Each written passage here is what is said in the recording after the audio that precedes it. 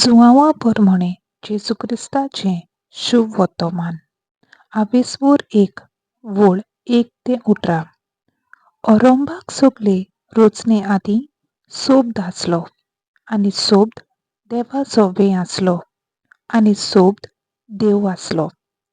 अरंभाक तो देवाचो वें आसलो.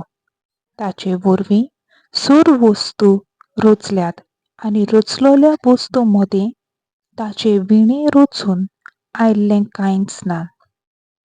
ताचे सोबे जिवीत आसले आनी तें जिवीत जावन आसलें मनशाचो उजवाड.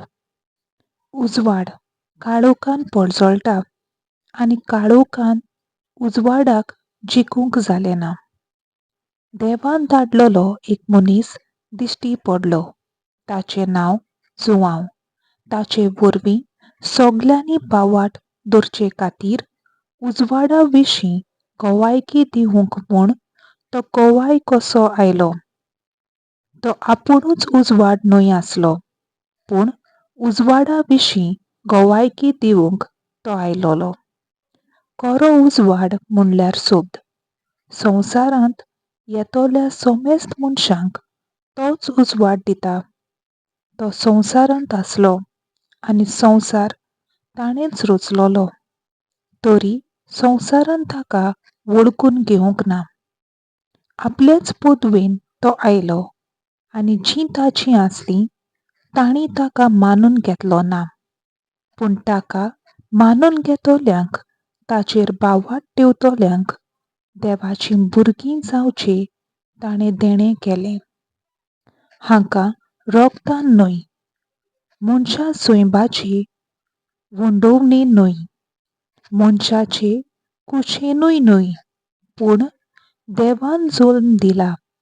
सोबत मनीस जावन दिश्टी पडलो आनी अशें ताणें आमचे मोदें तिकाण केलें.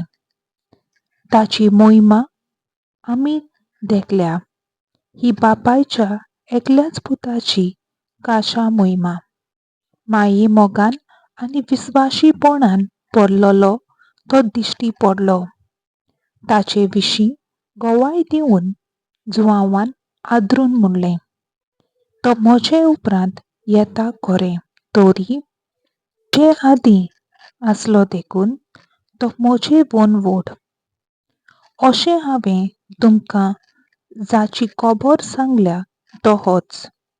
आनी ताचे भरतेल्यांतलें आनी सगल्यांनी घेतलां.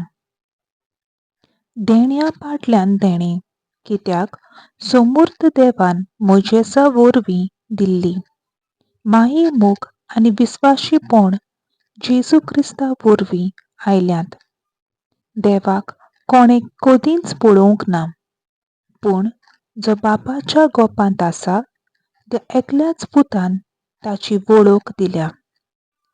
देवाचें उतर हें देवाचो व्हड उपकार.